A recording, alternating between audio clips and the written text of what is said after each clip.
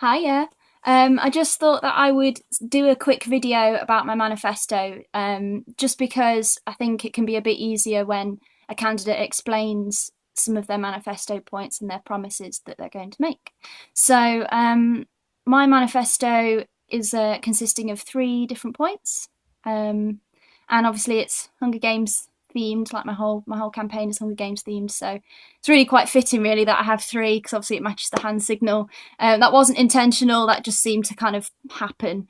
So my first point is award and recognition, and that is all to do with the fact that Deputy President Education is the lead representative for all De Montfort students.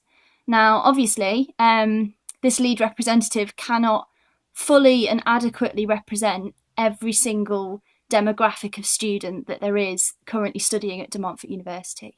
And that's why I want to create a network, a team of really active school reps and really active liberation reps, so that there's more voices heard at all levels, and it's coming from various different parts of the university, various different students from different backgrounds, different ages, and different demographics, because I just think that we're better together.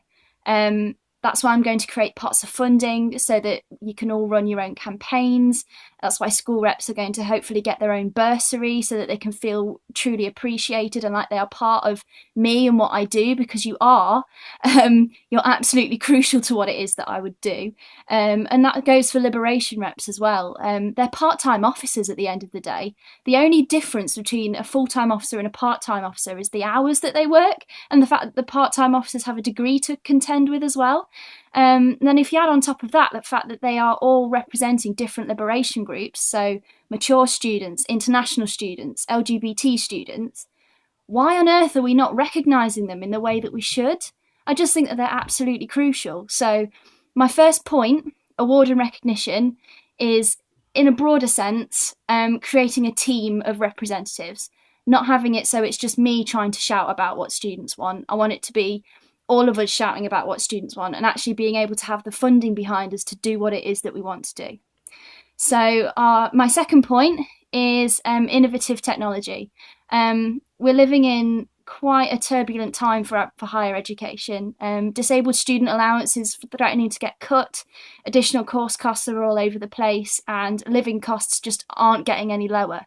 So I had a real long think about my second point, and I really do think that DMU needs to embrace technology in a really, really radical way, so that students can have less costs associated with their degree, and so that everything is far more accessible. Just really simple things like making sure that lecture content is videoed and audio recorded and put on Blackboard for you. Making sure that your essays can be submitted online. You don't necessarily have to print out a paper copy as well. Just really little tweaks that could actually save students thousands and thousands of pounds, and ultimately have a better time here at DMU. Because I just think that it would be a real shame to have DSA cut, and then all of a sudden all of our lectures and all of our classroom content, if it's not put online in advance, if it's not put in a format that's accessible for students that have got dyslexia, that have got various other different learning needs, I just think that's really, really sad. Our university has got thousands and thousands of students that classify themselves as having a learning need. So it's something that is really, really important. And finally, my third point is making change happen. I've been your Deputy President Education for 6 months, and that's not a very long time.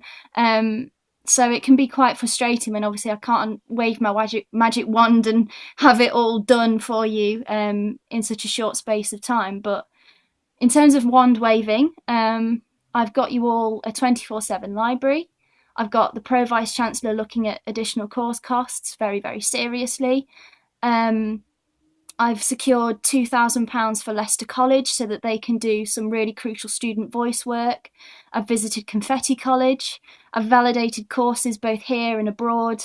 I've just really tried to do what's best for students. And no, it's not all gone to plan, but I feel like I've got a bit of a track record now with change making.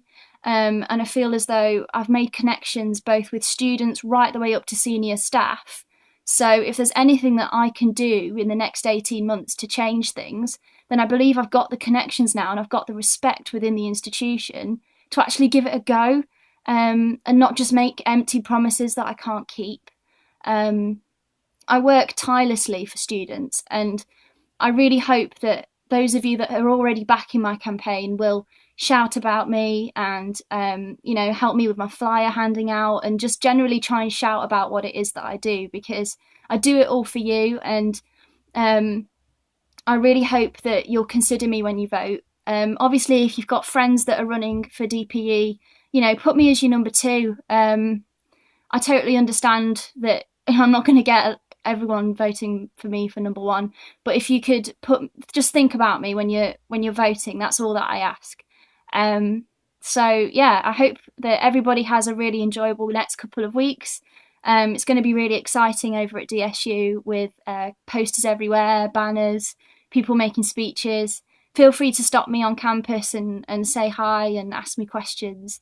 I really, really look forward to hearing from you all, and thank you for listening.